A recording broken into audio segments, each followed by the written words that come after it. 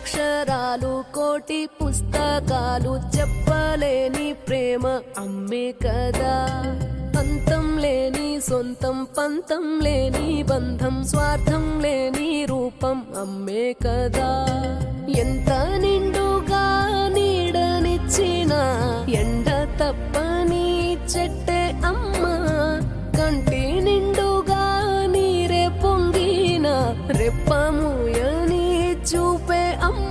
తానో స్వర్గం తానో దుర్గం అని సాధ్యం తన మార్గం.